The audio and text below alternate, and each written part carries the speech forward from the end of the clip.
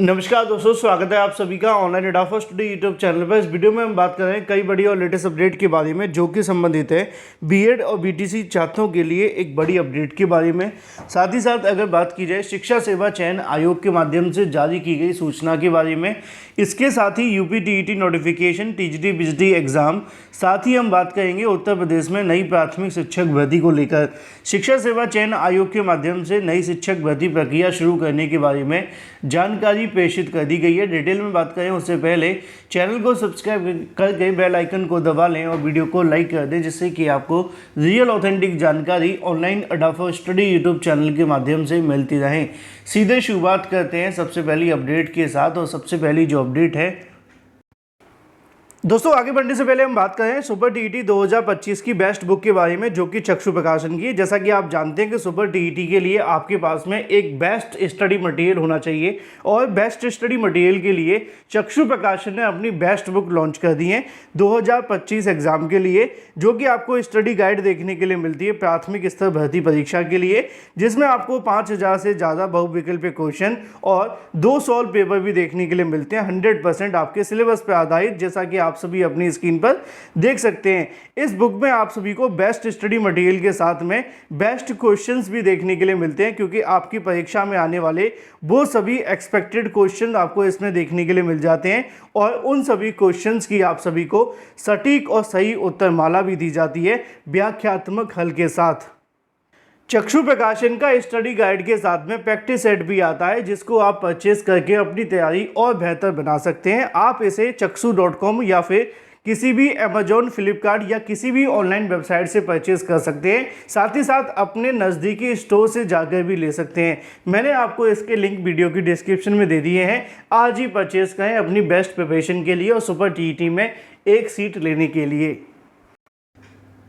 वो आपको देखने के लिए मिलती है नई शिक्षा सेवा चयन आयोग के माध्यम से। नई शिक्षा सेवा चयन आयोग की तरफ से वैसे तो लगातार भर्तियों को लेकर जो जानकारी है वो दी जा रही थी, लेकिन अधिकारियों की कमी होने की वजह से नई भर्तियों से संबंधित जो काम है वो सिर्फ कहीं ना कहीं बयानों तक ही सीमित था। लेकिन जब से नई शिक्षा सेवा चयन आयोग के अध्यक्ष आए हैं, अध्यक्ष के तुरंत बाद आप सभी को देखने के लिए मिले एग्जाम कंट्रोलर, तो आयोग के अंदर जो कार्य प्रणाली है उसमें काफ़ी बदलाव देखने के लिए मिला है, या यूँ कहें कि कार्य प्रणाली काफ़ी ज़्यादा तेज़ हो गई है।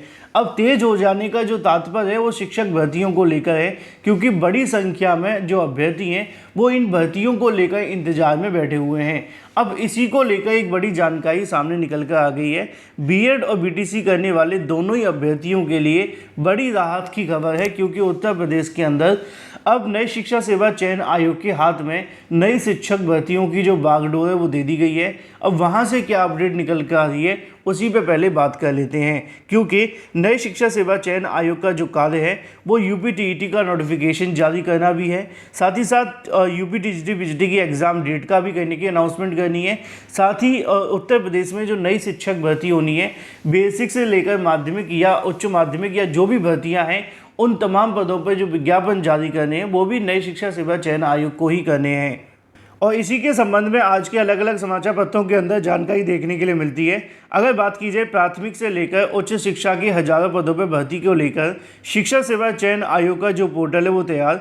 उत्तर प्रदेश शिक्षा सेवा चयन आयोग ने नई भर्ती शुरू करने के लिए संबंधित विभागों के अध्याचन जो है वो मांग लिए गए हैं। साथ ही ऑनलाइन अध्याचन के लिए पोर्टल भी तैयार कर लिया है। इसी पोर्टल पर अध्याचन भेजे जाएंगे। प्रदेश में लाखों अभ्यर्थी नई भर्तियों को लेकर इंतजार कर रहे हैं। शिक्षा सेवा चयन आयोग के माध्यम से ही टीईटी यानी कि शिक्षक पात्रता परीक्षा के आयोजन के लिए जो कहीं ना कहीं विज्ञापन है जारी किया जाएगा। अटल आवासीय विद्यालय या अल्पसंख्यक महाविद्यालय या अशासकीय महाविद्यालय या जो भी कहीं ना कहीं अशासकीय माध्यमिक विद्यालय हो या प्राथमिक विद्यालय, इनमें शिक्षक भर्ती की जो जिम्मेदारी है वो सौंपी गई है। इसके साथ ही आयोग के पास में 2 पुरानी भर्ती भी लंबित हैं, जिनमें अशासकीय सहायता प्राप्त माध्यमिक विद्यालय में 4117 पदों के लिए या 163 पदों के लिए जो आपकी टीजीटी पीजीटी निकाली गई थी उसको लेकर बात करें, या हम महाविद्यालय के अंदर जो असिस्टेंट प्रोफेसर भर्ती है उसके बारे में बात करें तो उसमें भी 1017 पदों के लिए विज्ञापन निकाला गया था। दोनों भर्तियों के लिए 2 साल से लंबित पड़ी हुई हैं। इस दौरान अशासकीय महाविद्यालय और माध्यमिक विद्यालयों के हजारों कहीं ना कहीं कि जो नए पद हैं वो खाली हो गए। वहीं अभ्यर्थियों के दावे के अनुसार परिषदीय विद्यालयों में अगर बात की जाए तो तकरीबन 78,000 जो शिक्षकों के पद हैं वो खाली पड़े हुए हैं। आयोग की ओर से उच्च शिक्षा और माध्यमिक शिक्षा और प्राथमिक शिक्षा से संबंधित विभागों को पत्र भेजकर कहा गया है कि रिक्त पदों का अध्याचन शीघ्र भेजा जाए ताकि समय से भर्तियां शुरू की जा सकें। सूत्रों का कहना है कि आयोग का गठन तो हो गया है, लेकिन ऑनलाइन अध्याचन के लिए पोर्टल तैयार नहीं हुआ है, जबकि शासन के स्पष्ट निर्देश हैं कि सभी भर्तियों के लिए केवल ऑनलाइन माध्यम से ही अध्याचन भेजे जाएं। सूत्रों का कहना है कि अगर सूत्रों के अनुसार आयोग का पोर्टल तैयार हो गया है, हालांकि अभी तक किसी विभाग ने आयोग को अध्याचन नहीं भेजे गए हैं। अध्याचन मिलने के बाद जारी किया जाएगा परीक्षा कैलेंडर। सूत्रों के अनुसार उच्च शिक्षा निदेशालय की ओर से अशासकीय महाविद्यालयों में प्राचार्यों के पत्र जारी कर दिया गया है और असिस्टेंट प्रोफेसर के रिक्त पदों की गिनती भी शुरू कर दी गई है, जबकि माध्यमिक और परिषदीय विद्यालयों को लेकर जो रिक्त पदों की गिनती का काम अभी भी शुरू नहीं हुआ है। ऐसे में आयोग इस वर्ष कोई नई भर्ती शुरू करने की स्थिति में नहीं है। रिक्त पदों का अध्याचन मिलने के बाद ही भर्ती परीक्षाओं के लिए कैलेंडर जारी किया जाएगा। सो लाखों अभ्यर्थी जो परीक्षा कैलेंडर का इंतजार कर रहे हैं, उनके लिए थोड़ा और इंतजार करना पड़ सकता है।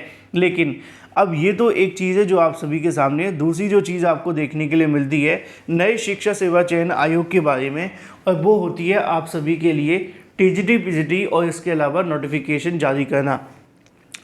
ये बात बिल्कुल सच है कि नई शिक्षा सेवा चयन आयोग के पास में जिस दिन अध्याचन मिलेंगे तभी तो नई भर्तियों को लेकर वो प्रोसेस शुरू कर पाएंगे। लेकिन एक बड़ी अपडेट ये भी है कि जो चीज़ें बिना अध्याचन के पूरी हो सकती हैं उनको तो किया जाना चाहिए।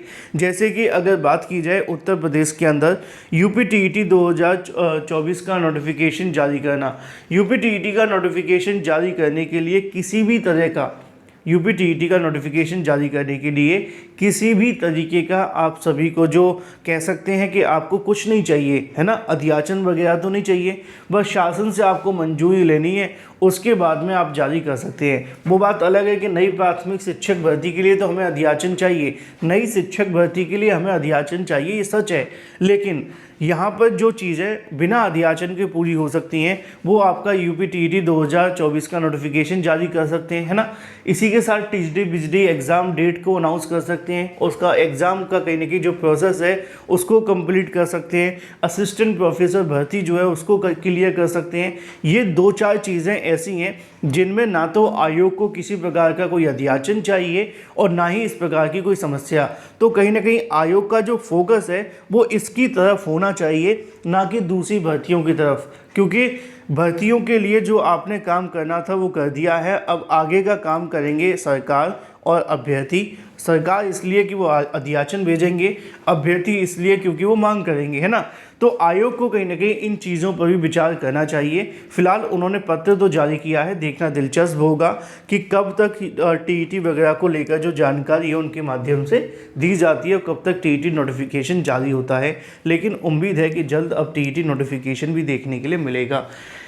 इसी के साथ बात कर लेते हैं अपनी अगली अपडेट के बारे में, जो कि संबंधित है पीसीएस को लेकर। पीसीएस परीक्षा के अंदर बड़ा बदलाव किया गया। यूपीपीएससी के माध्यम से 4 सेट में पेपर के लिए लाया जाएगा अध्यादेश, क्योंकि अभी तक जो आप सभी की पीसीएस परीक्षा देखने के लिए मिलती थी उसमें एक खास चीज़ रहती थी कि यहाँ पे जो आप सभी की जो परीक्षा है वो एक ही दिन में कराई जाती थी, अब 2 दिन के अंदर देखने के लिए मिलेगी। और भी बहुत सारी बदलाव करने को लेकर कहा गया है शासन के माध्यम से। तो इन तमाम चीज़ों के लिए एक अध्यादेश लाने की तैयारी की जा रही है और उसके बाद जो चीज़ें वो स्पष्ट होंगी। रही बात पीसीएस परीक्षा स्थगित के बारे में, तो मैंने आपको पहले से बता दिया है। अभी आप इंतज़ार में हैं कि आयोग नोटिस जारी करेगा तभी हम मानेंगे, तो थोड़ा और इंतज़ार करना पड़ेगा। Thank you for watching this video.